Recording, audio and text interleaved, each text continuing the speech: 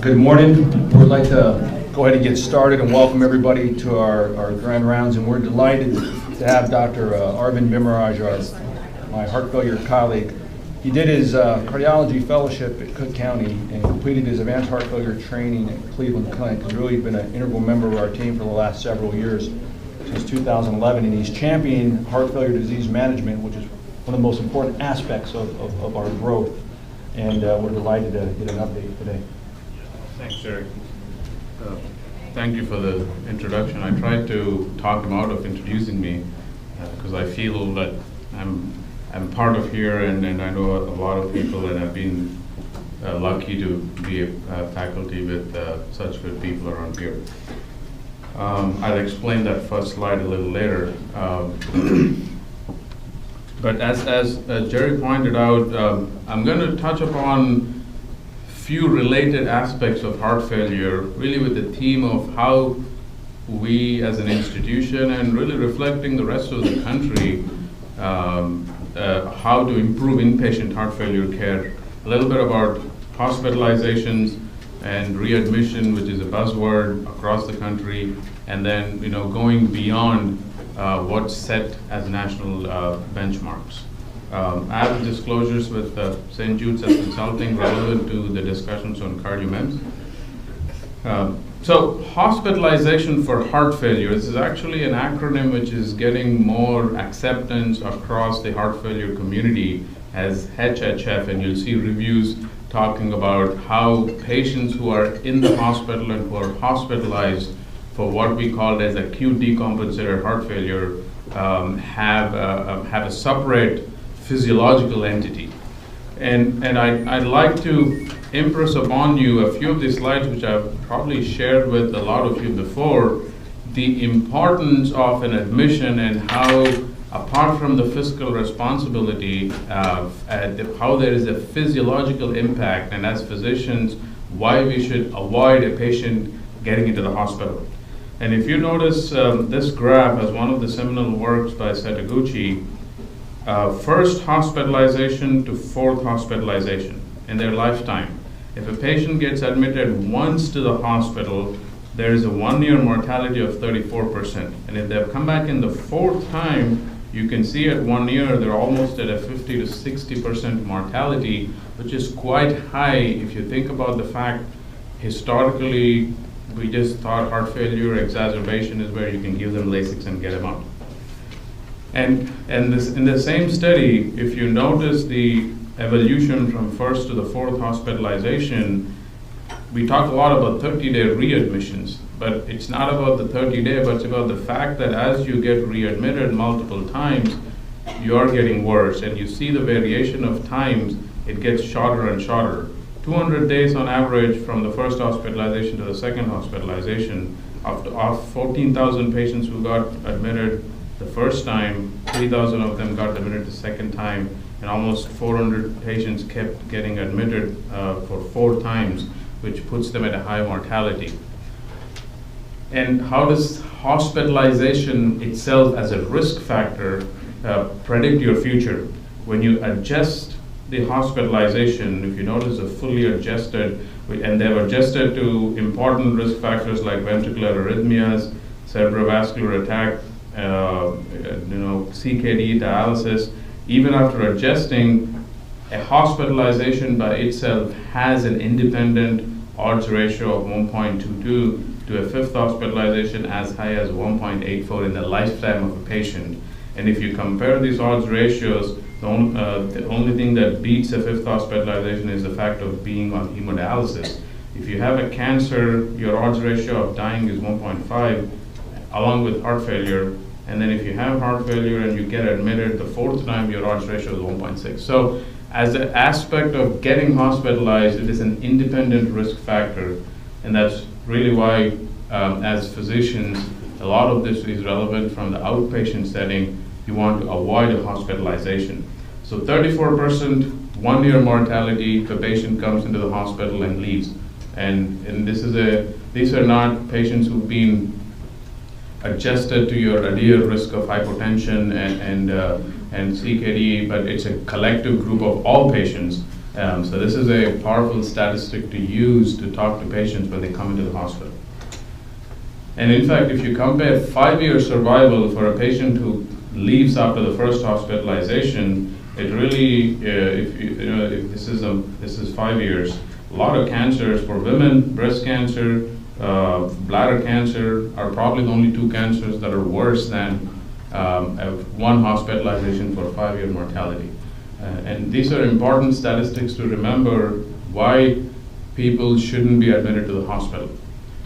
There's a whole other can of worms which we're not going to go into, saying how is it fiscally viable for a healthcare institution to survive if you don't admit patients to the hospital. That's a whole other can of worms we're not going to talk about.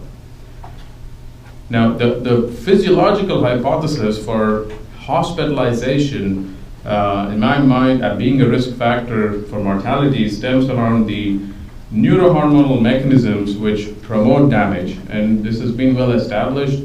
If you get admitted to the hospital in acute decompensated state, you have all the stressors that go up, leading to multiple mechanisms finally having myocardial damage and necrosis. And that's why we see troponins positive as a predictive marker of mortality, irrespective of ischemic or non-ischemic cardiomyopathy. Now, the more a newer hypothesis is the immune hypothesis, which I think is getting more acceptance both by work contributed from our lab here with Torre and Keith and across nationally in MI, is the fact that the immune mechanism probably perpetuates damage from the myocardial damage. And what that means is, if you notice that people with high troponin, even with non-ischemic cardiomyopathy, irrespective of coronary perfusion, are at a higher risk, there is a hypothesis of B cells and antibodies perpetuating the damage even after the acute decompensation, and there's really no therapeutic options right now that factor this pathway. Even though there's opportunity for therapeutic interventions here, it doesn't minimize the fact that you probably want to avoid being in this situation and avoid decompensation. And that's really the graph that tells us that when you're a chronic heart failure patient as an outpatient, you're in a different paradigm. And every decompensation puts you at a disadvantage and you never recover back. And that's the responsibility of we as physicians taking care of heart failure patients to avoid decompensations.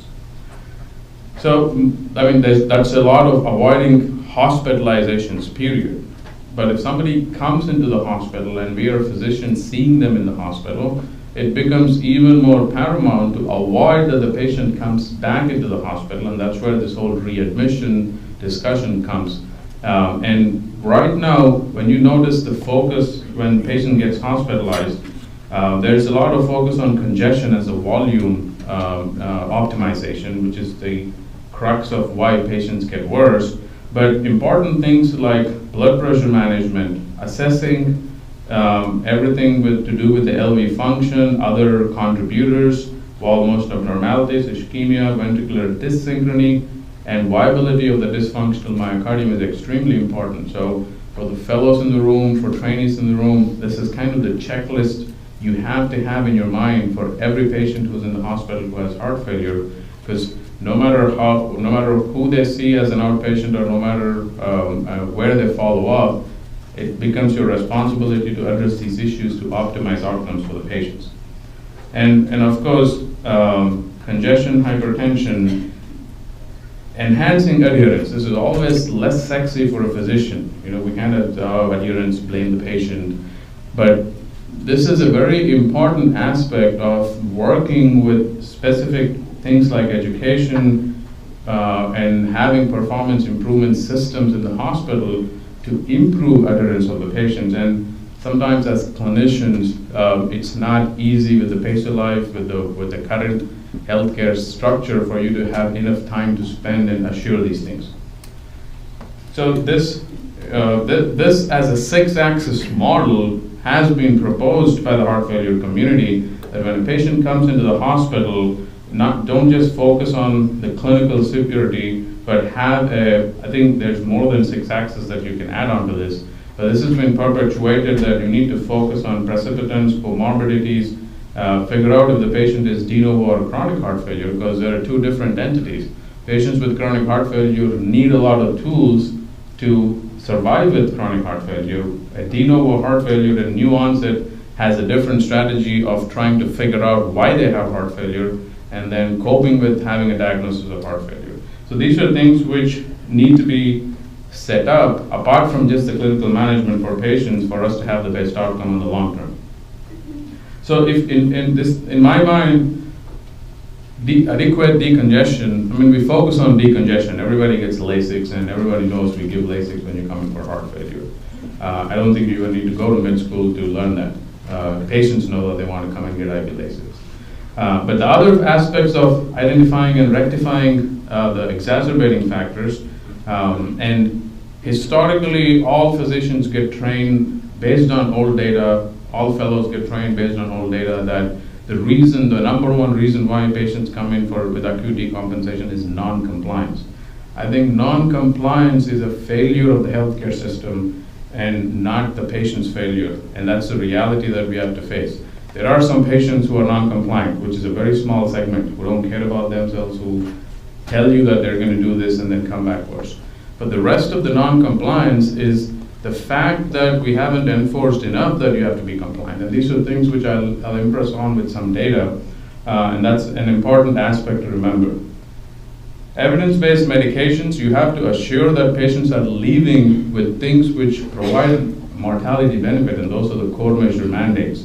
Always have the checklist: ACE inhibitors, beta blockers, aldosterone antagonists, ICDs, BIVs, and those are basic quality things.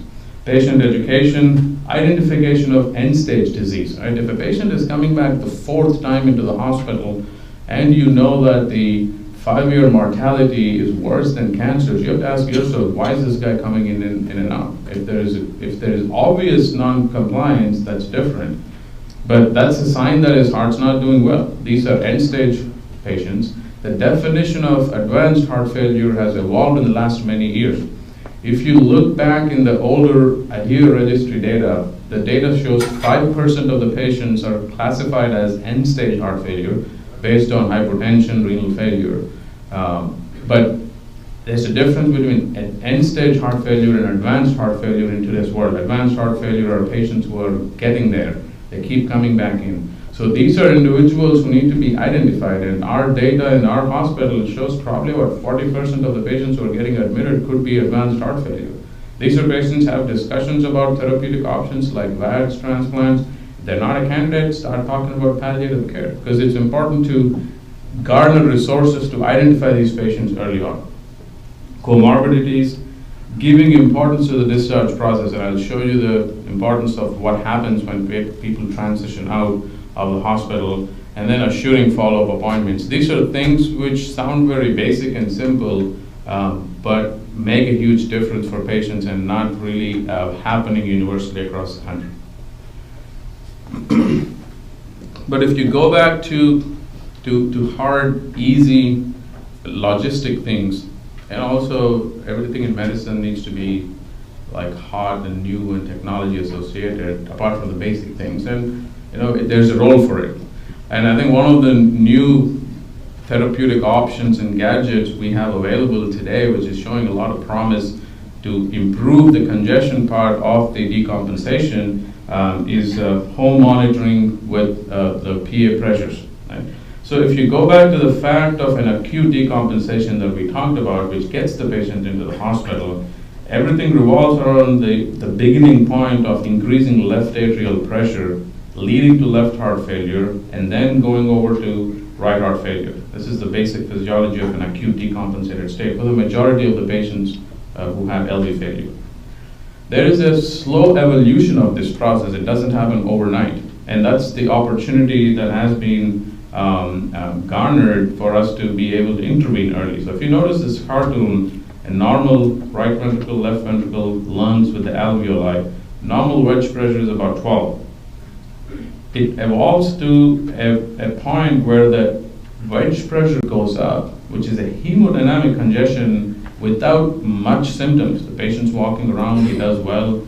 There are patients who are coming in with a wedge of 25, running, doing workouts and everything. And that's the part where the body fools us. There are a lot of patients who can adapt. And then over a period of time, that then leads to pulmonary congestion, where you can start having alveolar congestion, X-ray finding of pulmonary congestion, but still asymptomatic. So by the time you get clinical congestion, there is a huge time lag, and this has been well established, and with an average of at least 15 to 20 days from the time that a heart failure patient has increased pressures in their left atrium to the point that they feel symptomatic. And what can be done during that time is where we're leading to.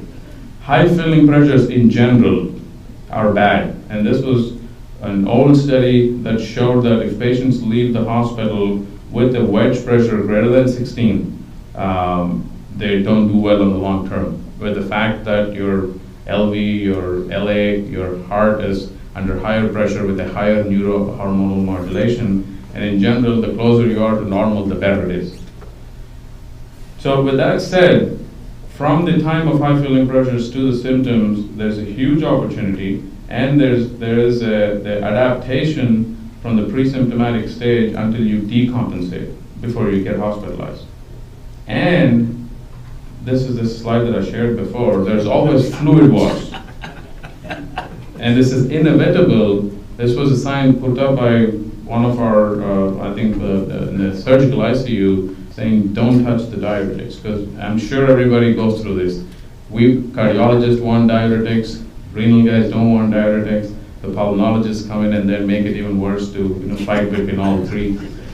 So this is not because people can't make up their mind, but it stems from the fact that physical exam is not the best. And this slide reflects your positive predictive value of classic things which we talk about: JVP, edema, S3, dyspnea, rails. These will all have a poor predictive value. 69 positive predictive value, it's not good enough for us to survive. And this data strengthens that fact. When you look at two studies, DOSE-HF and CARDIS-HF trials, which were acute decompensated population in the hospitals, and people left the hospital, at the time that they left, 40% of the patients still had moderate to severe congestion, and this was classified based on a congestion score that was independently assessed. And of the 60% who were felt to be okay when they left the hospital, a big chunk, 24% plus 17%, which is what 41%, ended up having congestion again within 60 days. So as much as you try, the two aspects of QUANT is not sending patients home too soon without reaching their dry weight aspect, and then following up closely to see if they're not rebounding, because there's a lot of transitions that happen in the discharge aspect. And of course, we kind of beat this weight measurement to the patients a lot, because that's the only thing we have. And if you look at the sensitivity of weight, 2 kilograms in 48 to 72 hours, 3 pounds in 1 day, it's barely 22%. And this is not enough to pick up a complex, subtle volume overload in these patients. And that's really where the role of CardioMEMS as a PA sensor has emerged in the last 1 year, and this is a concept of measuring the pressures in the heart have been going on for many years. It's a whole other grand rounds on the failure of a lot of technologies, which finally led to one that got approved last year. And this is a PA sensor, which is very small, that gets implanted in the pulmonary artery. And the patient goes home with a patient system which has a pillow bed and then a receiver. So the patient lays on this pillow and presses a button, and this receiver gets the PA pressures and transmits to the website, which you can open from your office and adjust your diuretics based on the PA pressures. And the sensor is very small, 2 millimeters thick, 10 millimeters wide, to sit in the left descending pulmonary artery, done in the cath lab through the groin, and a very simple procedure. Average time in the trial was about 7 minutes.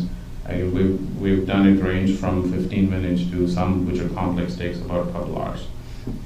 The trial that validated this technology was the CHAMPION trial. And in the CHAMPION trial, everybody got the PA sensor, but the treatment arm had the PA sensor pressures transmitted to the physicians to act on it, while the control arm, they did not act on it. And by acting on the PA pressures and adjusting the medications, even without any reporting symptoms, there was a significant reduction of 37% relative risk reduction of hospitalizations. This was any hospitalizations period.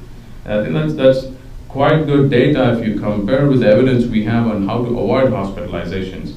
These are all the number needed to treat for all the therapeutic options we have. Nothing gets close to PA pressure monitoring, and we all know that. Beta blockers, aldosterone antagonists, these are all neurohormonal modulation which have mortality benefit, not necessarily driven towards the volume state. Nobody's done a trial on diuretics, and I don't think anyone will do a trial on diuretics because it's a tough trial to do to see if it'll avoid hospitalization per se as a standing strategy. But all the therapeutic options we have, four patients you treat, you can avoid hospitalization in one patient. Now, when they broke down the data, this is retrospective analysis, but when they broke down the data to look at Medicare patients and look at rehospitalization, there was a significant reduction of 58% in the patients who had PA pressure monitoring for a 30-day readmission, both in all-cause readmissions and heart failure readmissions.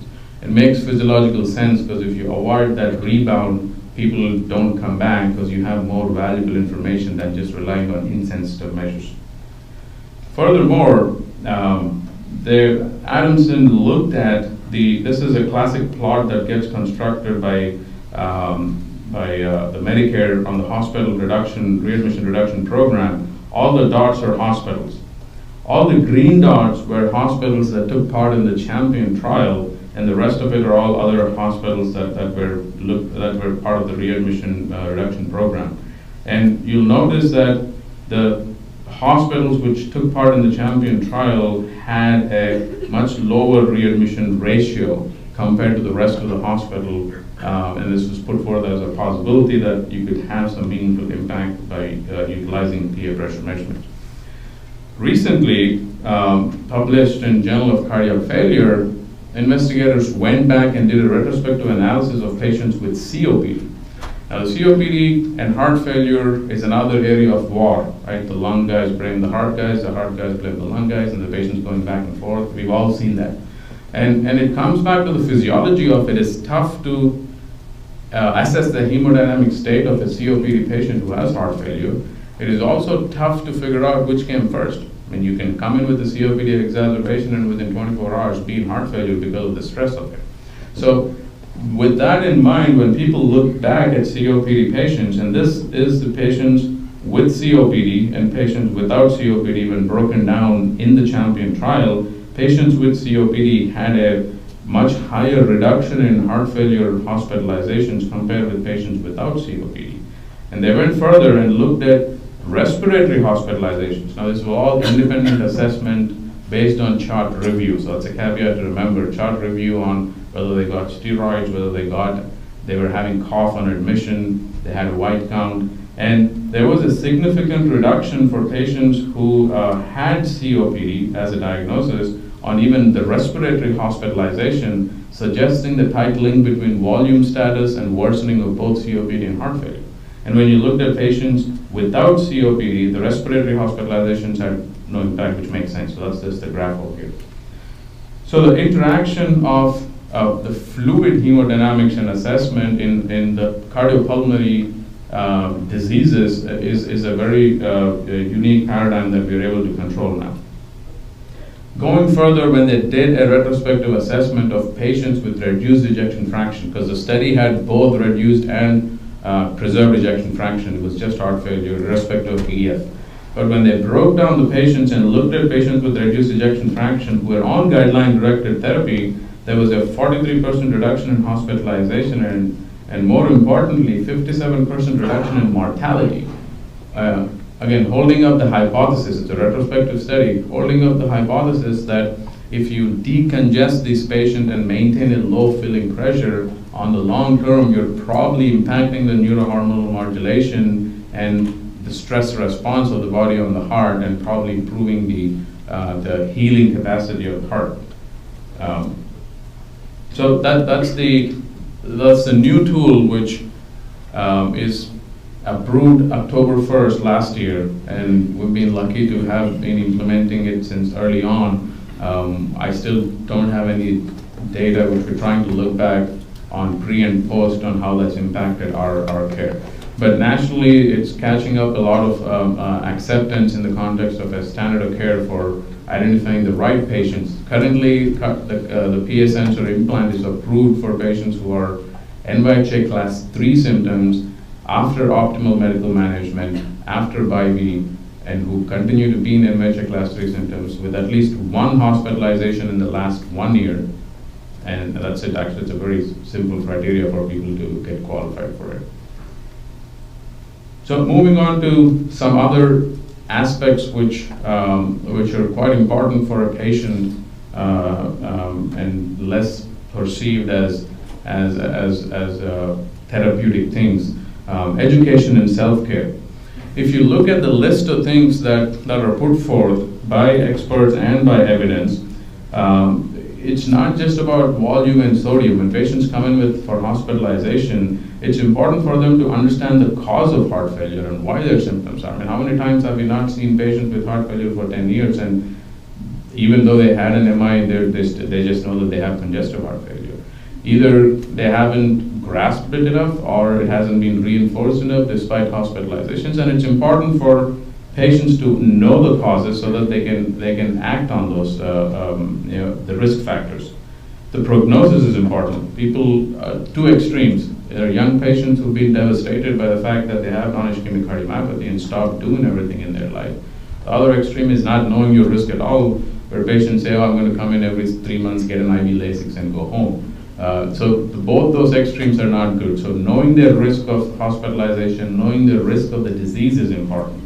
Symptom monitoring and self-care, right? Monitoring and recognizing symptoms, daily weights, recognizing rapid weight gain. Now, when to call the healthcare providers, what to do when you have dyspnea. These are things which we think we've told the patients, but when you go back and then figure out specifically whether they've understood those aspects of care, we don't do that well as a healthcare system overall.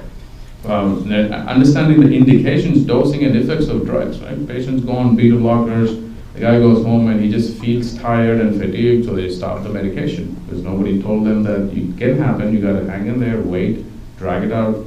So these are things which we presume as healthcare providers, which are important to enforce on the patients. And adherence of sodium, adherence of fluid restriction. I mean, I've had patients that I talk to, and they've been in the hospital so many times, and I tell them, you have to limit your salt intake to 2 grams, and they're looking at me like, what do you mean 2 grams? Like 2,000 milligrams. I'm like, oh, 2,000 milligrams. And you think 2 grams is, 2,000 milligrams and 2 grams is something that you can associate, but the patient didn't understand what 2 grams was. He just didn't know what to make out of it because he never thought grams for sodium. So these are minor things which have to be broken down as barriers. End result being the patient needs to understand these aspects of taking care of themselves. Again, the rest of the comorbidities, alcohol use, exercise, these are all important things for a patient because they all contribute to their well-being. And as a busy practitioner, as a busy physician seeing 30 patients, 40 patients per day, it might not be possible for a physician to do this, and it also doesn't make sense for a physician to sit and do certain things which can be arranged as a group, as a system. So I think these are healthcare system responsibilities that have to be shared across. And it comes back to the fact of, when you're discharging the patient, why do you have to avoid readmission? I mean, it's a good philosophical aspect of, why should you give a warranty? I mean, I always, whether right or wrong, I always think about, if I leave a mechanic's, I take my car to a mechanic and I leave, and then I have to go back in 4 days because something broke, I'll be pissed. Right? And you probably can't associate healthcare as an industry, but in reality, it's not a free service either. People are paying for it, whether directly or indirectly. So it comes back to the paradigm shift of why should you take responsibility? And beyond that conceptual framework of treating healthcare as service, it also complicates things of social responsibility. You could argue as a healthcare institution, if you're not getting penalized by CMS, why should I refuse readmission? It's more money. Patients are going to come back. And even as a practitioner, if you're not getting fined, you can argue, I have no incentive to refuse readmission. I don't have time to go sit and review all the medications with the patient and educate the patient. I'm not going to get fined. But these are all things people know, and nationally at some point all this will come into paradigms which will address this. There are already talk about payment bundling to promote or disincentivize financial institutions to avoid and to promote admissions and readmissions and take the fiscal component out of it. But all this makes the healthcare industry financially, the readmission discussion, very complex. It's not an easy discussion, and I'm sure that's why people haven't found an easy solution for this. But there's a moral responsibility, and more than moral responsibility, I'll share some data on things which we actually do. It's an iatrogenic disaster that we create when patients leave the hospital, and that's the responsibility part that all of us have to owe up to. So if you look at post-hospitalization, and this is getting more defined, there's a post-hospitalization syndrome.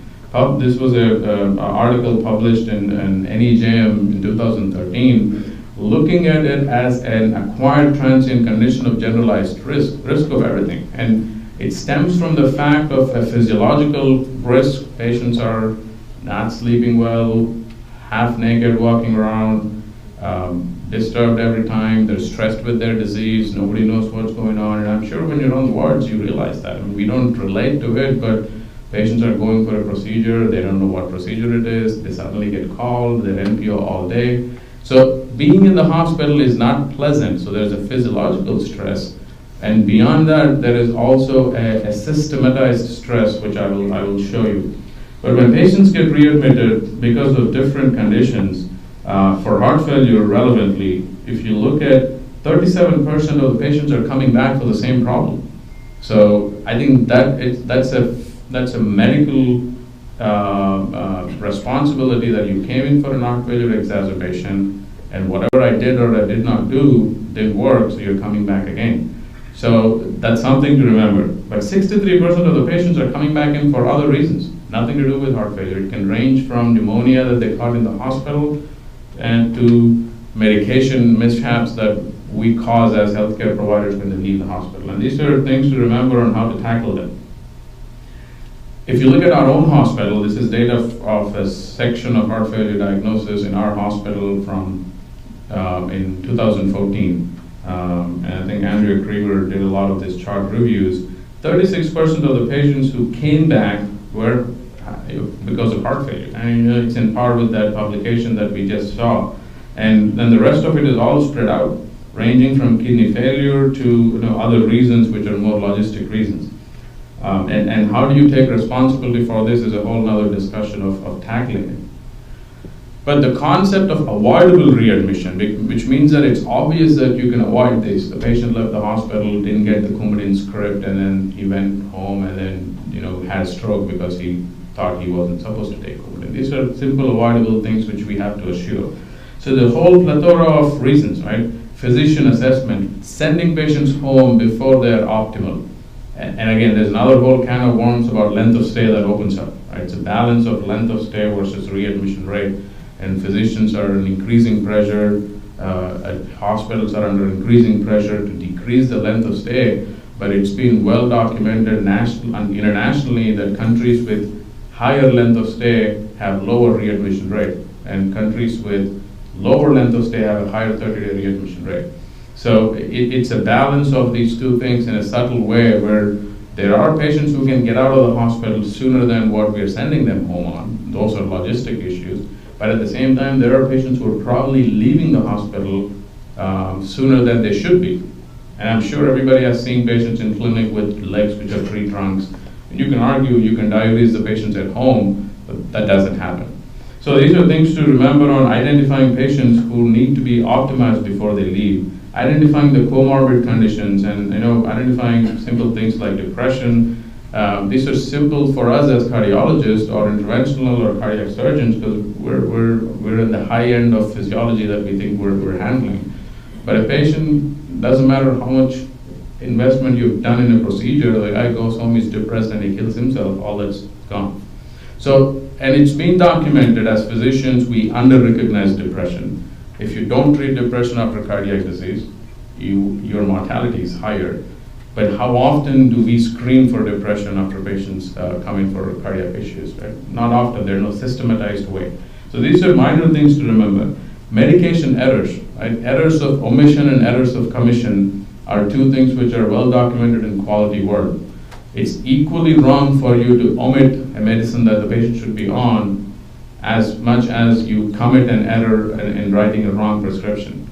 And what that means is if somebody qualifies to be on aldosterone antagonist because that's the standard of care and guidelines and you send the patient home without it, that is equally an error of omission. Unfortunately, national statistics on Get With The Guidelines show that only 25% of the patients who qualify for an aldosterone antagonist go home with the aldosterone antagonist. And that's quite a low statistic. And it's not because somebody doesn't know how to practice medicine, but it's because it's been established that evidence-based medicine takes a while to translate into clinical practice. And for this is where you have systems of assurance and guideline registries to assure that people are leaving home on the right medications. Handoff communications, right? At least I trained in residency programs where we spend an hour in the morning getting a handoff about the patient from last night. So we have all these inpatient handoffs, but when the patient leaves the hospital, how many of us really have the time or ability to pick up the phone and talk to the physician who's going to be seeing them?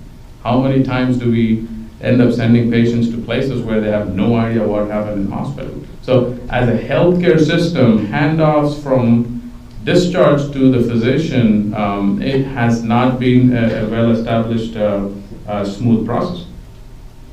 And then the discharge planning, hospital to home, and adherence to self-care is all we talk about. But these are sound simple things, and I personally always wonder, how healthcare industry can get better in these processes when you compare to industries like auto industry, compared to industries like restaurant business, and these are all industries in essence, and it's a service.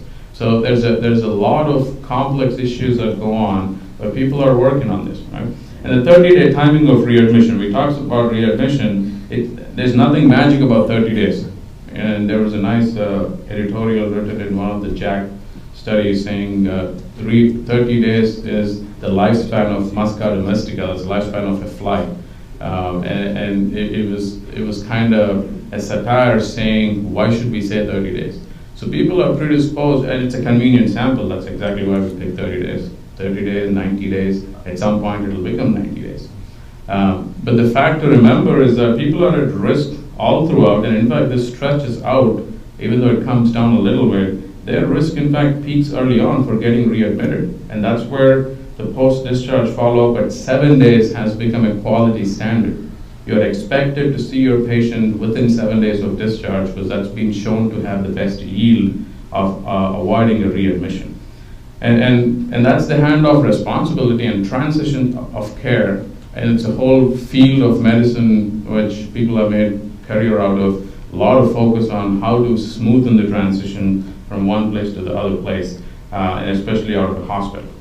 And a part of it is discharge instructions. I mean, this is hard on, I understand all of the discharge instructions, but I'm not Nikki Stevens and I don't get a tummy tuck. So these are the universal, and again, as institutions, we all, not just us, across the country, we have universal checkboxes. Everybody today in our institution gets a stroke education. That's a blanket checkbox. You are at risk of stroke, so please consider looking at this. And if you look at a discharge instruction in certain institutions, if you have heart failure, if you are at a risk, it's a lot of information which might not be specifically relevant to the patient in tailoring instructions for the patients to get out of the hospital. So I want to share some data that's relevant to us, and this is in relation to the discharge process and post-discharge. A group of pharmacy residents and our pharmacists here did a pilot in our clinic looking at post-discharge patients and actually all heart failure patients and doing education and medication reconciliation. And I'm sharing some of the slides, and they did a phenomenal job, and I think they have a couple abstracts out of this that they're presenting in conferences. So they reviewed patients, 174 patients, and the usual demographics that we all see, of which 70 were first visit post-hospitalization. When they talked to the patient about their disease and looked at the medications, about 32% of the patients had knowledge deficits about medications, why they're taking, what they should be taking for the disease. There was 22% who were not taking their medicines within 7 days of leaving the hospital, and then 18% had difficulty getting a prescription. They just left the hospital. And of course, 15% had adverse drug reactions. When you look at system-related discrepancies, 65% had conflicting information based on what they left the hospital with. Conflicting information in the context of, 2 beta blockers, conflicting information in the context of appointments. So these are all things which happen when they transition out. Unclear discharge instructions and incorrect dosage and indications. And they invested time, resources, and corrected a lot of things. And in fact, when they went back and reviewed the readmission rate for the group, 30-day readmission for the patients that they intervened was about 12%, compared to the national average of 21%, and compared to the rest all of the group that they intervened, the heart failure group, had a 30-day readmission of 28%. So this is something that, people who work in quality can come back and say, we should probably fix the process of sending patients home on appropriately, which I think is a fair discussion. But I also can't factor a huge hospital with so many floors, so many diagnoses. To fix that giant problem is not easy. You try to funnel that out into one area, and this is standard of care across the country, where people are seen post-discharge with one of the aspects of correcting the complex healthcare system, and that's not a bad strategy. We can wait for the whole healthcare environment to change, but that's not going to be easy. For example, things that are really bad, patients leaving on both Coreg and metoprolol. A patient comes home on metoprolol or on Coreg, you switch to the other beta blocker, they go home with both their admission medication and the medicine that we started, and then nobody told them to stop, they start taking both medications. So these are things which unfortunately are not uncommon in the healthcare system, not just here, this is across. And multiple publications recently, of which one just literally last week was published, showing a 7-day appointment, and these are intervention hospitals, and these were non-intervention hospitals, and these were hospitals which are very similar to comparison to these hospitals, had a significant reduction of their 30-day readmission. And in fact, a 7-day follow-up appointment after discharge is a quality mandate by a lot of quality bodies right now, including it with the guidelines. And I had probably 3 questions about 7-day follow-up in my heart failure boards. So these are things which you don't think will get into boards, but there's a lot of quality discussions because this is getting to be standard of care. It's not easy to follow up patients within 7 days. And this is, get with the guidelines, the hospital variation of how many practices and physicians are able to see patients in 7 days. And we face the same challenge. I'll share some data on the initiatives we've done here. It's not easy for a physician to make up an appointment out of the blue. And it's not easy for them to have resources to factor these things. And the follow-up physician time, you notice at 7 days, only 37% were able to see any physician, 7% were able to see cardiologists. Across the country, get with the guidelines, about 250 hospitals. And this is the reality of the healthcare system. You can mandate, argue, but it's not going to be easy. And you can also make an argument, are you going to see a sick patient who needs a new appointment because they have a disease which needs to be taken care of? Or are you going to see patients who are followed up from a hospitalization to fix their medications and re-educate them? I think that's a good discussion, as an organization to have. But the post-discharge clinic has become more of a standard accepted paradigm for many hospitals. It's a hospital-based, hospital-invested enterprise taking responsibility of those 30 days and investing resources so that patients can come back here. And there's a whole plethora of things that need to be addressed over there, showing a lot of evidence behind this that if you do these simple interventions within 7 days, you will avoid readmission and hopefully in the long term improve mortality for these patients. So, which comes to the discussion of disease management strategies.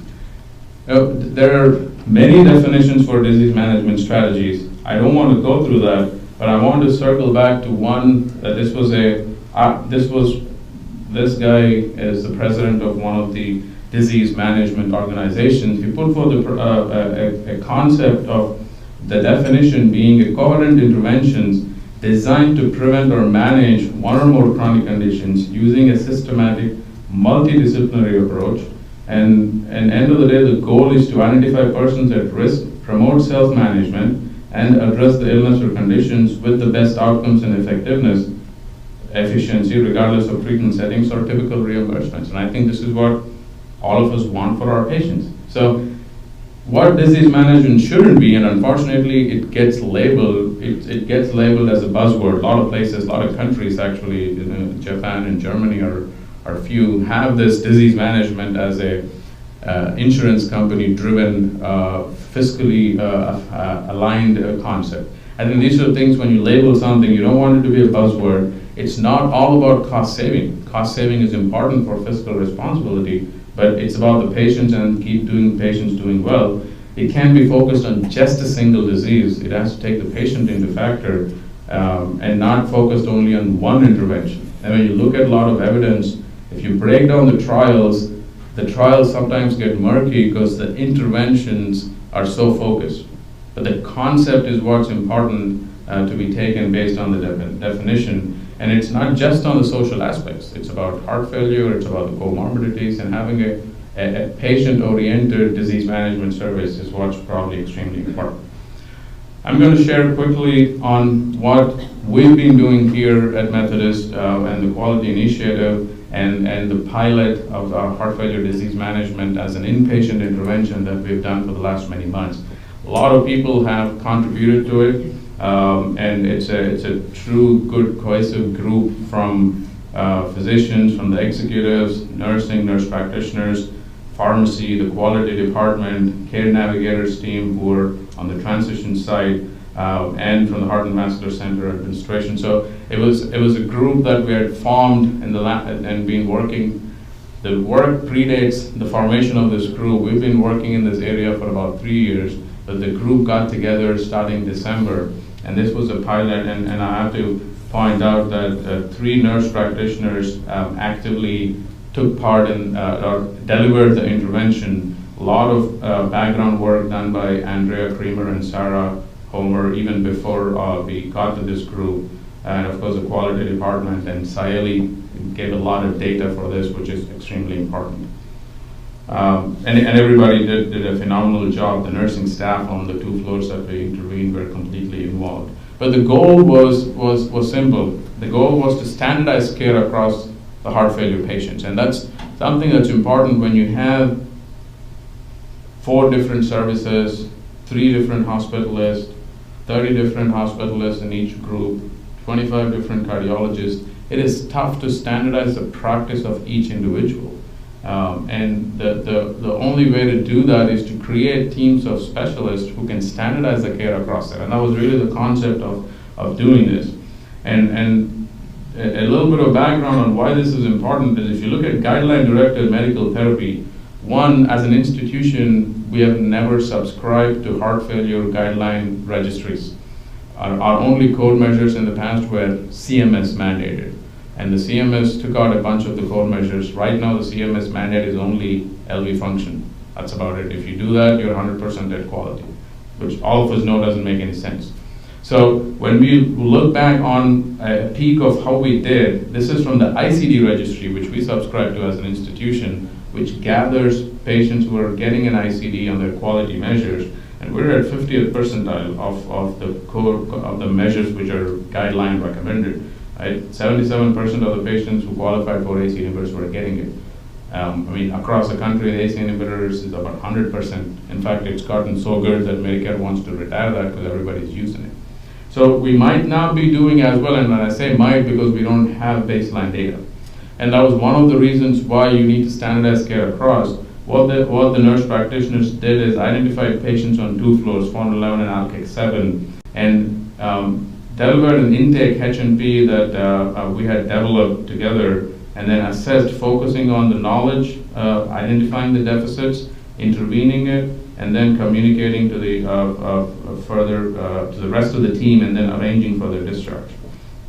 This is a template sample of the admit template that we devised. Really, the focus is on diuresis to guide practitioners in diuresis, and then guideline-directed checklist along with heart failure knowledge deficits, with a mini COG test, which is cognitive impairment assessment. Because if somebody has cognitive impairment, there's no point sitting and teaching them about sodium. That's been documented and shown. So we wanted to assess that for intervention.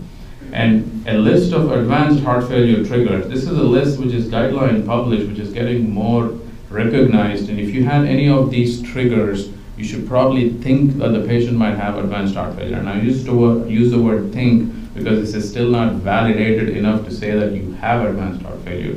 But this is something which is a cue for physicians to think about, saying maybe you are advanced, and let's talk about advanced therapies. Let's talk about palliative care if you don't qualify. And then they also worked on a discharge progress note summarizing things to be faxed over to the physician that they wanted to follow up. We don't have a post-discharge clinic yet. We don't have a heart failure clinic. So the objective was to get these patients back to whoever they wanted to see, which could be a cardiologist, their primary care, and they transmitted this information to them. So overall, I'm going to want to time, I'll summarize the data, but if you look at it, they identified 48 plus 61 patients they've intervened. I think we've done more since then. Of these patients, and this actually goes into some complexities of quality labeling, 48 patients ended up having primary diagnosis of heart failure. 61 patients who we thought had heart failure on admission based on their symptoms did not get coded as a primary diagnosis of heart failure, which means that if somebody comes in with heart failure and they get a cab, I think cab gets coded as the most highest paid DRG. So the point of this is when you do a retrospective intervention, if you try to focus only on the patients who are going to get reported to CMS, we can't do it. You have to have overall for all patients, and then everybody benefits out of it, and the data is the data. So that's reflected by this fact. And the people who intervened were really less than 10% of the entire hospital population with the small volume that we could handle. The demographics, the basic thing to note is majority were systolic heart failure. Of the 84 that I have the data, 66 were systolic heart failure. Only 18 of them were diastolic heart failure. Majority were Medicare, and majority had a significant previous healthcare utilization. Of these about 100 patients, I think if you do the math, they had close to 300 or 400 healthcare utilization within our system, including our hospital, which means they were not de novo heart failure patients. They've been in and out of the hospital, reflecting the reality of what they see in the hospital. 29% had cognitive impairment of the people that we checked, and that's in par with the national data that we had a grand round speaker from Cleveland Clinic who presented this data, and this is about the same. 30% of the patients have cognitive impairment, and filling their bill boxes is not as simple as it looks like, and I think that was a beautiful talk that he showed us, and it's important to recognize. When we use the triggers for heart failure as advanced heart failure, 46% of these patients had greater than 2 hospitalizations in the past year. 14.8% had progressive deterioration of renal function. And if you notice, 18% had intolerance to ACE inhibitors due to hypotension. That's another bad sign. If you can't tolerate your heart failure meds, you're probably too sick. And these are things which reflect that there's a high percentage of patients who are probably more advanced than what we think. This is being presented as an abstract at HFSA this year. And so is this as an abstract. And this is a knowledge deficit. The patients were asked very specifically on the aspects of heart failure: diet, fluid restriction, daily weights. And then you'll notice a high prevalence of deficit, 60-68%. Remember, these patients were in and out of our hospital system. And if you look across the country, nobody assesses these specifics. The discharge instructions are always a checkbox, and how tailored is your education is what this highlights to you. And of course, the 22% or 29% patients who had cognitive impairment, we have not done a tailored intervention, but the objective is to do a family meeting and education with the family involved, identifying caregivers who can handle this. So as a summary, what we noticed after pre-intervention to post-intervention in the cohorts that the nurse practitioners delivered the intervention I talked about, the readmission rate significantly reduced, not statistically significant, I correct that, but they've reduced from 23% to 17% and 20% to 18%. Large cardiology group, a large hospitalist group. We put both for logistics. And again, these are all guideline recommended treatments, which at baseline they were not up to par. So as an outpatient, there's no quality metrics. So none of these 78% of the patients only who qualified for AC inhibitors were on AC inhibitors, which means about 20% were not on. When you look at we asked 2 questions at baseline on a Likert scale of 1 to 5, how well do you know your disease? And how confident are you that you can take care of your own symptoms? At baseline, before they talked to the patient, 16% were at a Likert scale of 5 in knowing their disease, and only 3% knew what to do when their symptoms got worse. Post-intervention, the care navigators who call the patients regularly, any discharge Medicare patient goes home, they call the patient at 48 hours. They ask the same questions for these patients, and then there was an improvement in the Likert scale to 75% of the patients understanding their disease better, to 67% of them really had a confidence in taking care of their symptoms. And I think that's some phenomenal impact when you sit and talk to the patients. So overall, when we focused on these groups, we decreased readmissions, increased the medical therapy compliance, increased palliative care referral. I mean, a lot of these patients were older patients who were coming in and out of the hospital. Nobody just took the time to sit and talk to them about palliation. And the palliative care team here has done a phenomenal job in taking up this role. Increase the scheduled discharge appointments and improve the patient's self-care. We also improved the HCAP score on these floors. For what it's worth, if you look at the HCAP scores, these are the heart failure disease management group, and then these are the comparator floors with the same diagnosis of heart failure, but not seen by the heart failure disease management group. And you see a lot of superior comments by the patients, it's because somebody spent an hour sitting there, talking there, and that's something that the patients appreciate, and that's something to really make note of and commend the nurse practitioners who did this. So for our institution, really, through this process, we've identified challenges. To begin with, we had no good yardstick. We were not part of Get With The Guidelines, and I think I'm happy and glad that our institution has endorsed, and the quality department of the administration, we're going to be signing up to Get With The Guidelines as a registry for heart failure, which has the more comprehensive list of things that we should look at. Meeting standards for outpatient follow-up. We don't have an outpatient clinic, and that's also being invested in, and hopefully we'll have enough resources to do that. And then the manpower allocation was the first slide that you guys saw, which I'll reinforce. The heart failure disease management service will be a formal, official service that will be offered to all patients who come into the hospital with heart failure. And that's going to be effective October 15th. Anybody who comes in who has a diagnosis of heart failure will start with primary diagnosis. The nurse practitioners who have done this, they're going to go see the patient, do the same thing, talk to the primary physicians and assure both guideline education and then arrange for their follow-up. Our hope is early mid-2016 we can create an outpatient follow-up clinic as a heart failure clinic with different facets of follow-up, not just post-discharge, but urgent care, things that are accessible for all practitioners being hospital-based. And I mean, to wrap up quickly, there are a lot of opportunities beyond what we've done at HMH. One of the things is the comprehensive Get With The Guidelines. We have a very receptive quality team, we have a very receptive administrative team, and I hope that we can take the quality beyond just what's mandated. things that we're not doing right now. We're not tracking readmissions across the system. And as a hospital, if a patient leaves our hospital and gets admitted in Sugar Land because he thinks we're all Methodist, we're not even looking at that as a 30-day readmission. We're just looking internally. There's a move to track everything across the system. If a patient goes to St. Luke's and not come here, there's no way we can track it. But at the end of the day, we'll get fined for that. So these are things that we have to be mindful. And then redefining quality. We just look at inpatient mortality. Right? These are conflicting concepts that we have to start looking at post-discharge 30-day mortality. And I gave a satirical talk in Heart Failure Society last year about how hospitals can hire hitmen to kill patients within 30 days so that they don't become readmissions. And this is a whole satirical session in Heart Failure Society where people come and talk about all these weird things. But it's a competing risk. It's a competing risk. If patients go home and they're too sick and they don't come back, they don't show up as readmission. So the responsibility is beyond just what CMS mandates, and there's an opportunity for us to do those things.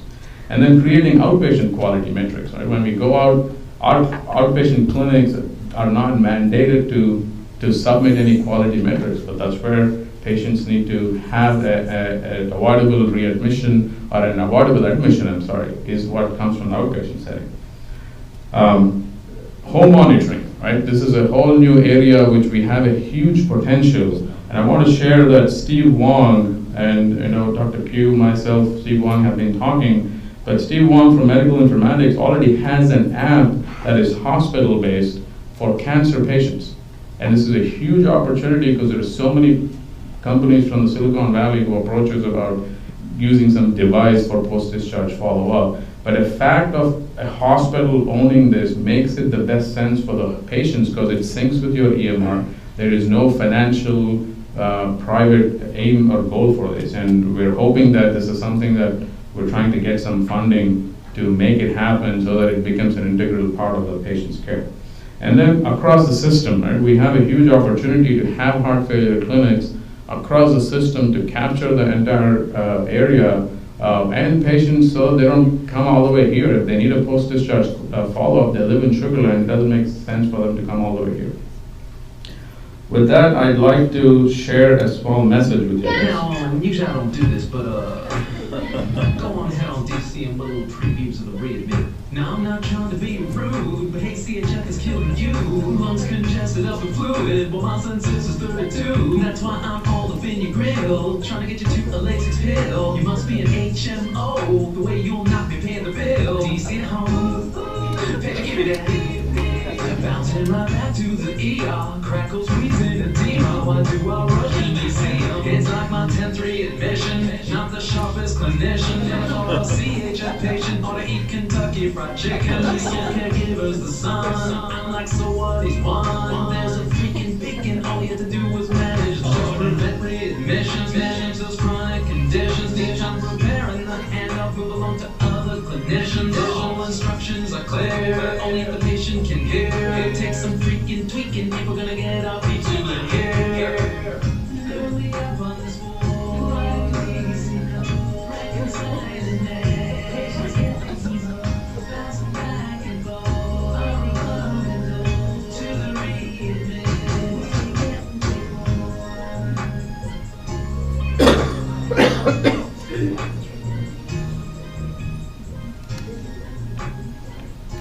This topic must be important if it's gotten into the music industry. And this is actually a very long video that I had to edit, but it's very interesting. This guy's a very, I don't know, I think he's a physician who makes these videos, but it highlights the reality of these issues. Thank you. Arvind, thank you for that tremendous talk and obviously tremendous effort in championing for our group in this initiative, which is having real impact, right, in terms of these metrics that are key. Let's jump right into questions. That was a great talk, and congratulations to you and the heart failure team for improving the care of our patients here. You talked about the Champion trial where there was a reduction in readmissions by following the PA sensor, using the PA sensor. 20 years ago, Bob Debakey, with a team of nurses following an algorithm for modification of diuretics, used another pressure sensor, bathroom scale, and got similar results. I wonder if we could, with less That's actually technology. a force sensor, not pressure. So I wonder if we could have similar results with, if we started employing a method to track weights on a daily basis electronically. Are we thinking about doing? There's been a lot of push, but when you look at there have been many studies which both in the U.S. and internationally, which tried to combine Bluetooth technology of blood pressure, weights, and a phone call, and it all comes down to there's mixed evidence because of the conceptually, yes, I think it's an easy thing to implement, but when you look at the evidence, the impact on outcomes is not sustainable because of variation in who are you going to call, who's going to follow up. And in fact, in some places, in some of the studies, it increased readmissions because now they're so focused on the weight, and they call the primary care physician. The primary care physician says go to the ER. So I think conceptually, porting all the health data and having an area where which can act on it is viable. It comes even with the PA sensor. In fact, the reality of nationally, which we were talking, is what are you going to do with all this information? Who's going to follow up? You're going to get inundated with all these hundreds of thousands of patients who qualify for a PA sensor. But as far as the weight program, I think there were small study or small initiatives on the floors where the patients went on weighing scales that we gave them, but they still were calling us to if the weight increased. So that's done as a standard where the patients get educated for them to weigh themselves daily. But porting that into information technology, I think there's an opportunity with what if we're able to create a hospital-based app or which can sync with all these things, I think that'll be a very promising thing to do. So, Arvind, I think that was fantastic. It showed us very clearly that we have a lot more to do, from screening patients to following them up to going through checklists. But let me challenge you on the economy here. Not the economics, but the economy. Usually when you add a new task, something else doesn't get done. So every time you say, well, there's more to do, it takes something away off the back end. What do we need to take away to do this well? Well, I don't think we need to take away anything because we need to Well, invest in doing this. I mean, time is limited. Time is probably our greatest resource. I think it's picking priorities. My personal opinion is I think we don't need another great gadget intervention. We need basic things we're not giving patients. If we can't assure basic education for a patient, we should stop, trying to innovate. I mean, as an economy, I think that's really where we are. The economic equation, the budget is limited, but there's always room for taking away from things which are done redundantly. That's a whole complex issue. But as an institution here, I think we're pushing towards investing in this because this is really standard of care across a lot of institutions too. Arvind, again, great talk, and you represent this group incredibly well, both in front of the quality board and every time you're talking about what needs to be done here. Let me ask you one question. It was on the patient satisfaction scores, and the one that they were least satisfied was the ability of the physician to communicate clearly what the problems were. And I suspect if you did that on a surgery floor, we will probably be exactly the same. And it's not because we can't communicate, because it's because of this issue of time. And yet the nurses and the nurse practitioners can do this so much better than we can. But that's an expensive resource. And the question is, I think that is the solution, both as inpatient and as an outpatient, but that is very costly to do that. And individual practices are not going to do it. Come back to Neil's economy is what, at the moment, there's unprecedented focus on readmissions for heart failure. Not that there's a new problem. This problem has always existed. The problem is that we are now cost shifting onto the hospital the costs of readmitting those patients. So internally, there is a renewed focus on trying to save the hospital money long term. And so that's the cost driver that you've got working in your favor. So I'm going to put you on the spot and say, how are we as an organization responding to this? Because all of this effort, which really we should have been doing all along, is now being driven by the fact that this is going to cost big organizations like this a lot of money unless we address it. And how do we then prioritize these resources without taking away from Neil at the same time? Well, so partly, I think to answer your question straight, that's not a driving force for our institution because we haven't gotten fined yet. So technically, not that anybody has said this, but technically, if you have not gotten fined, there's no incentive to reduce readmissions because you're not saving any money by reducing readmissions. So I think the reduction of readmission is a beginning of a quality-driven pay-for-performance, which is going to be inevitable. And if you are forward-thinking, the aspect becomes if you standardize cost saving as a cohort of heart failure patients, you can probably negotiate higher rates of reimbursements with insurance companies saying, we're saving you X amount of dollars by doing all these things, so pay us back some money. So as far as the cost of the program that we're talking about, you're right that individual physician practices probably cannot invest in this, and it becomes a hospital-based initiative. But if you do an economic impact, there are reimbursement potential for billing as a transitions of care codes, which not all of them are capturing. And they're very complex. Like, so you and I as a practitioner, if we decide to bill for transitions of care in the clinic, it's not that easy because you have to tie that in with a lot of complex things that happen in the hospital. So the proposal that we have to execute hopefully is going to become budget neutral at the end of a few years, including the outpatient section, which hopefully we'll have by next year.